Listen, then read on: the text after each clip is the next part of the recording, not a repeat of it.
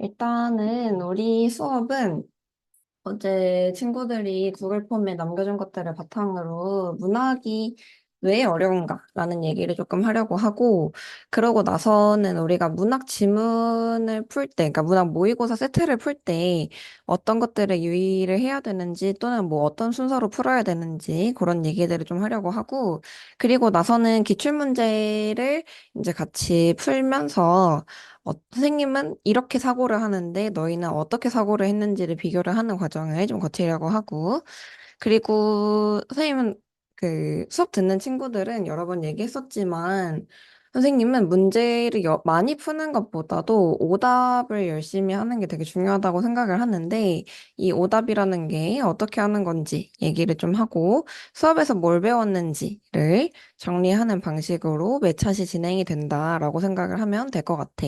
그래서 문학이 총 4개의 영역, 크게는 5개의 영역이라고 할 수 있을 것 같은데, 현대시를 이제 오늘 보고, 내일은 고전시가를 보고, 다음 주에는 현대소설, 고전소설을 보고, 마지막에는 갈래복합, 이렇게 하루에 한 영역씩 보는 걸로 진행을 하려고 하고요.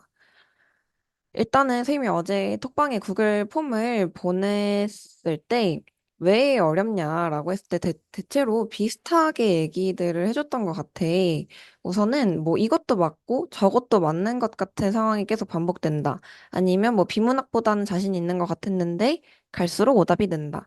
혹은 뭐 명확한 스킬이 있는지 배우고 싶다. 특히 고전들이 그렇다. 그리고 고전을 읽고 나서 무슨 말인지 모르겠다라고 생각하는 경우들도 있고, 소설에서는 누가 하는 말인지 파악이 안 되는 경우들이 있다. 이런 얘기들 많이 해줬고, 그리고 문학 작품을 잘 모른다. 그리고 독서보다 오히려 문학에서 많이 틀린다. 그리고 팁을 알고 싶고 시간이 오래 걸린다. 이런 이야기들을 해줬는데, 선생님이 이 방과 후 수업을 준비하면서도 그렇고, 너희가 구글 폼에 남겨준 것들을 보면서도 그렇고, 느꼈던 거는 우리가 문학이 어렵게 느껴지는 건 지문을 읽을 때 뭘 봐야 될지 몰라서 그런 것 같다는 생각이 들었어. 사실은 우리가 뭐 내신 때 문학을 공부하는 거나 평소에 문학을 감상할 때랑은 다르게 모의고사를 풀 때 혹은 모의고사 공부를 할 때에는 문제가 요구하는 것들을 우리가 조금 집중을 하는 게 필요한데, 지문을 읽을 때 문제가 요구하는 게 뭔지를 잘 모른다라든지, 혹은 선지 판단을 할 때 내가 근거가 없이 선지 판단을 한다든지, 혹은 선지 판단을 하기보다는 그냥 아닌 것 같은 말들 위주로 고른다든지 하는 방식으로 풀었어서 문학을 어렵게 느꼈던 친구들이 조금 있는 것 같아.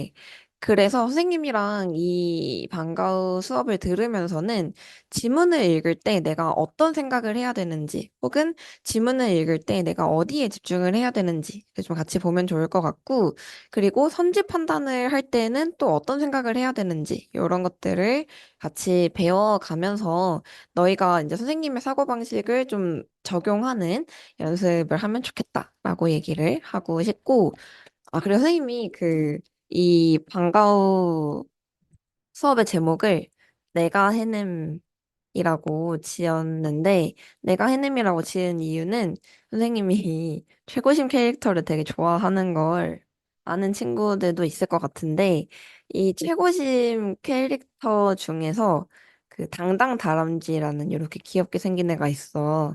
근데 요 아이가 말하고 있는 것처럼 우리가 역시나 해낼 수 있다. 방법을 몰라서 그렇지 방법만 알면은 해낼 수 있다라는 걸 좀 얘기를 하고 싶어서 이름을 이렇게 또 지어봤고, 하하, 듣고 있는 거지, 얘들아.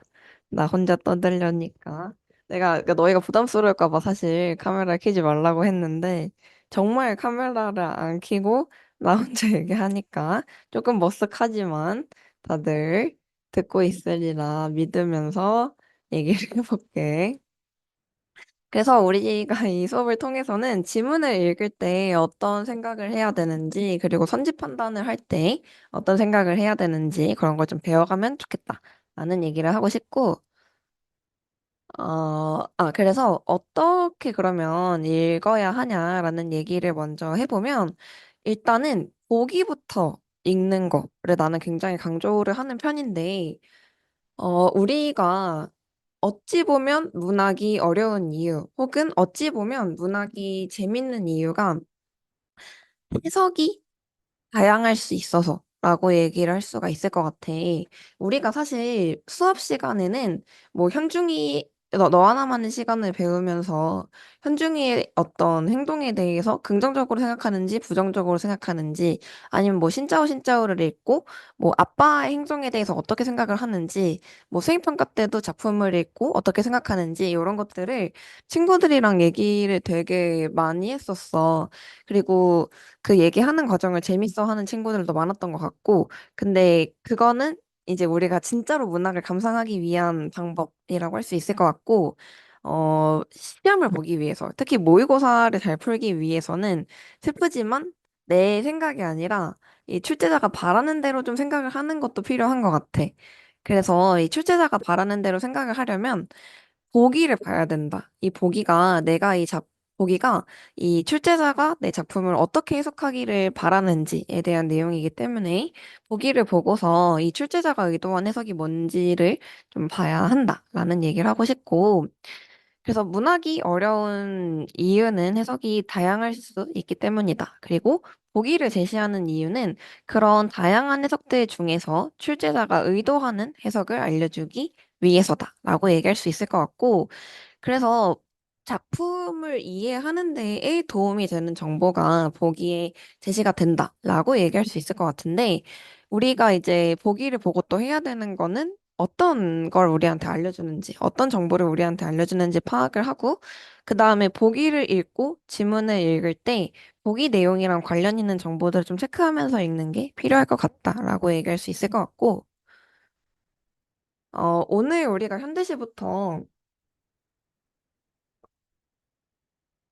현대시부터 같이 볼 텐데, 현대시는 특히 좀 얘기하고 싶은 게 지금 화면에 나와 있는 말들도 중요하지만 모든 시어의 의미를 파악하려고 할 필요가 없다라는 얘기를 좀 해주고 싶어.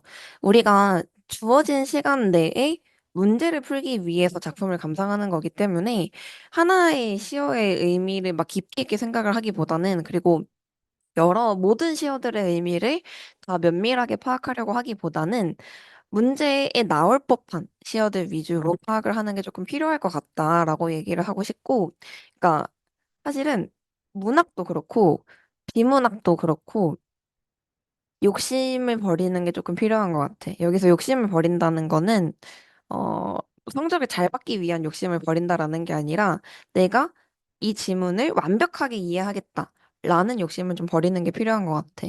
비문학 같은 경우에도 좀 딴 얘기지만 비문학 같은 경우에도 어, 지문에서 제시하는 모든 정보를 내가 기억하겠다라고 생각을 하면은 시간이 당연히 오래 걸릴 수밖에 없겠지. 그래서 시간도 오래 걸리고 사실 머리에 다 기억하는 것도 어려운 일이고 그래서 인문학 같은 경우에도 우리가 읽으면서 모든 정보를 다 습득하겠다라는 태도를 버리는 게 필요하듯이 시에서도 현대 시나 고전 시가에서도 내가 모든 시의 의미를 파악하겠다라기보다는 지문이 요구할 것 같은, 문제가 요구할 것 같은 정보들 위주로 파악하겠다라는 태도가 일단은 필요한 것 같고, 근데 문제가 요구하는 시어가 뭔지를 어떻게 아냐? 이거는 문제를 풀면서 훈련이 되는 것 같아. 그리고 선생님이랑 같이 문제를 보면서 좀 얘기를 해주려고 하고, 어, 일단은 그렇다. 모든 시어의 의미를 파악하겠다라는 욕심은 조금 버리는 게 필요하다라고 얘기를 하고 싶고, 그리고 뭐 운문 문학은 다들 알겠지만 일단 뭘 파악해야 되냐 질문을 읽으면서라고 얘기를 할 때 화자의 정서 태도 그리고 상황 이런 것들을 파악하는 게 당연히 필요하고 그리고 모든 시어의 의미를 파악할 필요는 없다라고 얘기를 했지만은 그래도 시어의 의미를 파악을 할 수는 있어야 되겠지. 근데 시어의 의미를 파악할 땐 중요한 게 뭐 어둠이니까 부정적인 시어, 밤이니까 부정적인 시어 뭐 하늘이니까 긍정적인 시어, 별이니까 긍정적인 의미, 요렇게 생각을 하기보다는 이 시어를 둘러싸고 있는 수식어랑 서술어를 근거로 파악을 하는 게 중요할 것 같아. 요거는 이따가 지문을 보면서 조금 더 구체적으로 얘기하겠지만은 우선은 요거는 좀 기억을 해두면 좋겠다라는 거. 아마 수업 때도 선생님이 얘기한 적이 있을 것 같은데 우리가 사실 시를 본지 좀 오래되긴 했지. 그래서 다시 한번 되새기면 좋을 것 같고, 그리고 아까 얘기했다시피 모든 내용을 내가 다 알겠다라기보다는 보기와 관련 있어 보이는 내용들 위주로 확인을 하는 게 필요할 것 같고, 그리고 문학 세트, 그러니까 운문 문학 세트 같은 경우에는 외적 증거라고 할 수 있는 보기 문제가 항상 하나씩 나오고, 또 항상 하나씩 나오는 게 표현상의 특징이잖아. 근데 이 표현상의 특징 같은 경우에는 선지를 먼저 훑는 것도 나는 괜찮은 것 같아. 그러니까 뭐 문제를 먼저 풀어야 되냐, 지문을 먼저 읽어야 되냐, 이런 것들을 물어보는 친구들도 있는데, 이 표현상의 특징 같은 경우에는 그 문제를 훑으면서, 선지를 훑으면서 어떤 표현상의 특징이 언급이 돼 있는지 정도는 보는 것도 좋을 것 같다라고 얘기할 수 있을 것 같고, 아니면 뭐 지문을 읽으면서 당연히 눈에 띄는 표현 기법들은 체크를 해두면 좋겠지.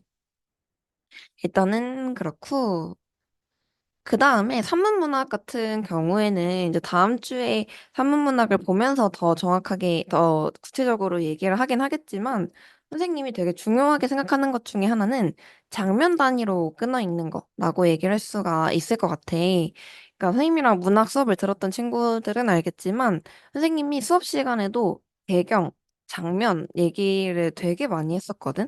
장면을 선생님이 중요하게 이야기하는 이유는 뭐냐면, 비문학 같은 경우에는 문단이 나뉘어져 있으니까 문단대로 1문단에서는 어떤 얘기하는지, 뭐 2문단에서는 어떤 얘기하는지 그런 내용들을 그 요약을 해가면서 아니면 머릿속으로 생각을 해가면서 정리를 해가면서 읽으면은 대충 몇 문단에 어떤 내용이 나왔었는지가 정리가 되기도 하는데 소설 같은 경우에는 현대소설도 그렇고 고전소설도 그렇고 문단이 항상 뭔가 이렇게 균등하지는 않은 것 같아. 그러니까 어떤 문단에서는 되게 적은 사건의 정보만 이야기해주고 어떤 문단에서는 되게 많은 사건의 정보를 얘기해준다라고 얘기할 수가 있을 것 같은데 어, 장면 단위로 끊어 읽으면 약간 정보량이 균등하게 끊어 읽을 수가 있는 것 같아. 이 장면에서는 어떤 사건, 다음 장면에서는 어떤 사건, 이런 식으로 확인할 수가 있는 것 같고, 그리고 장면 단위로 끊어 읽는다라는 거는 배경을 알려주는 말들이 나오면 끊어 읽는다라고 얘기할 수 있을 것 같고, 그리고 그 소설을 구성하는 세 가지 요소에 대한 얘기도 많이 들어본 적 있을 것 같은데, 인물, 사건, 배경이라고 보통 얘기를 하잖아. 지금 우리가 배경에 대한 얘기, 그리고 사건에 대한 얘기를 했듯이 인물을 파악하는 것도 중요하다라고 얘기할 수 있을 것 같은데, 뭐, 평면적 인물인지, 입체적 인물인지, 전형적 인물인지, 요런 걸 생각하는 것보다는, 그냥 누가 나오는지 정도, 누가 주인공인지 정도, 혹은 뭐 누가 서술자인지 정도만 확인을 해도 충분한 것 같고, 근데 이제 고전소설에서 문제가 되는 건 호칭이 다양한 거라고 얘기를 할 수가 있을 것 같아. 한 명의 인물을 뭐, 이한림이라고도 했다가 이 누구누구라고도 했다가 뭐 이 진사라고도 했다가 이런 식으로 한 명의 인물을 뭐 이름을 부르기도 하고 관계로 부르기도 하고 아니면 그 벼슬로 부르기도 하고 하니까 고전 소설은 좀 인물을 다양하게 얘기하니까 이게 누구를 가리키는 말인지를 확인하면서 읽는 게 필요하다라고 얘기할 수 있을 것 같고 그리고 소설 같은 경우에도 아까 앞에서 그 운문문학의 표현상의 특징에 대해서 얘기했듯이 소설 세트 같은 경우에도 항상 서술상의 특징 문제가 나오는데 서술상의 특징 문제 같은 경우에는 시점이랑 구성이랑 묘사 정도만 읽으면서 파악을 해도 충분할 것 같다라고 얘기를 할 수 있을 것 같고 물론 이제 앞에서 운문문학에서 얘기를 했던 것처럼 서술상의 특징도 그 선지를 먼저 훑는 것도 방법인데, 음, 시점이나 구성이나 묘사를 파악하는 거는 내용을 이해하는 데도 도움이 좀 되는 것 같아. 그래서 선지를 먼저 훑는 것도 방법이지만, 그렇지 않더라도 지문을 읽으면서 시점, 구성, 묘사 정도는 파악을 해보면 좋겠다라는 얘기를 하고 싶고, 그리고 소설 같은 경우에는 또 문제가 되는 게, 그 지문이 너무 길어서 내용일치 문제를 풀 때 비문학처럼 기억을 해야 되는 경우들이 있잖아. 그러니까 기억을 해야 돼서 기억을 해야 되는 정보가 너무 많아서 어렵다라고 얘기할 수 있을 것 같은데 이것도 그래서 내용일치 문제 정도는 한번 먼저 풀고 지문으로 들어가도 괜찮을 것 같아. 왜냐면 내용일치 문제 선지를 떠올려 보면 어떤 인물이 뭐 어떤 공간에서 어떤 행동을 한다. 혹은 어떤 인물이 어떤 행동을 한다. 혹은 어떤 인물이 다른 인물에 대해 어떤 생각을 한다. 이런 식으로 인물을 알려주는 경우가 되게 많아서 그 인물이 어떻게 나오는지를 파악하는 데에도 이 내용일치 문제의 선지를 훑는 것도 도움이 될 수 있다. 라고 얘기할 수 있을 것 같고, 갈래복합은 크게 할 얘기는 없어. 갈래복합 같은 경우에는 문제풀이 순서만 얘기를 하자면은 보기가 일단 여러 개가 나오는 경우가 있기 때문에 가에 해당하는 보기인지, 뭐 가나에 해당하는 보기인지, 가나다 전부에 해당하는 보기인지 이런 걸 먼저 확인하고 가에 대한 보기를 보고 가지문을 읽고 뭐 가나에 대한 보기를 보고 가지문을 읽고 그 다음에 나지문을 읽고 이런 식으로 하면 된다라고 얘기할 수 있을 것 같고 그리고 문제 푸는 순서 같은 경우에도 선생님이 이것도 우리 수업 듣는 친구들한테는 많이 얘기했었는데 가지문을 읽었으면 가에 대한 선지는 모두 판단한다라고 생각을 하면 될 것 같아. 그래서 그 가나에 대한 문제, 가나다에 대한 문제가 있더라도 가만 읽고도 해결할 수 있는 게 생각보다 되게 많거든. 그리고 가를 읽고 나를 읽으면 가에 대한 기억들이 날아가는 경우가 많은 것 같아. 그래서 가를 읽었으면 가가 포함된 문제는 모두 선지 판단을 한다라고 얘기할 수 있을 것 같고 극수필 같은 경우에는 어, 크게 이제 어렵진 않다라고 얘기할 수 있을 것 같은데, 극은 소설이랑 그냥 똑같다. 거의 크게 다르지 않다. 인물, 사건, 배경 파악하면서 읽는 게 필요하다라고 얘기할 수 있을 것 같고, 그리고 희곡의 특징 정도만 좀 기억을 해두면 좋을 것 같다. 뭐 해설이라든지 씬넘버라든지 그런 것들 정도만 기억을 해두면 좋은데, 이런 거는 따로 공부하기보다는 문제를 풀면서 알아가는 정도면 충분하다라고 얘기할 수 있을 것 같고, 그리고 수필 같은 경우에는 소설이랑 다르게 그 실제 있었던 일을 기반으로 한다라고 얘기할 수 있을 것 같고, 경험과 깨달음, 그 글쓴이가 했던 경험과 그 경험을 통해서 얻게 된 어떤 깨달음이 주로 나온다라고 얘기할 수 있을 것 같아. 교수님이 지금 말을 여러 가지를 했는데, 이렇게 선생님 말을 듣는 것도 좋지만은, 일단은 지문을 풀면서, 문제 세트를 풀면서 좀 적용을 해보면 좋을 것 같고, 풀기 전에 하나만 얘기하고 싶은 거는, 그, 답을 그냥 고르는 게 아니라, 예를 들어서 2번이 맞는 말 같으면 2번의 답으로 고르고 끝내는 게 아니라 모든 선지를 다 보자. 라는 얘기를 먼저 하고 싶어. 우리가 이제 실제 모의고사 때는 답인 게 명확한 선지가 나오면 그 선지만 답으로 고르고 넘어가도 괜찮겠지만 시간 단축을 위해서 지금은 연습을 하는 과정이니까 답만 고르고 끝내는 게 아니라 선지 하나하나 판단하자. 라는 얘기만 먼저 하고 먼저 하고 지문을 풀어보려고 하는데 어떤 세트를 풀면 되냐면 22쪽부터 23쪽까지 나오는 세트를 푸시면 되거든요. 마더텅 22쪽에서 23쪽을 펴보시면은 뭐가 나오냐면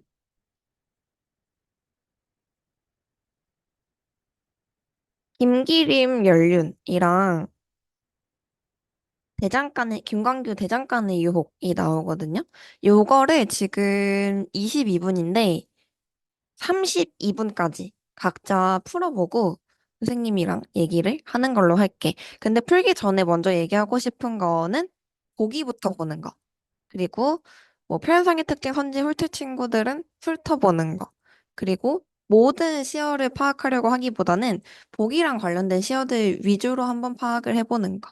그리고 선지 판단을 모든 선지에 대해서 해보는 거 정도 염두에 두고 지금부터 한번 풀어 볼게요.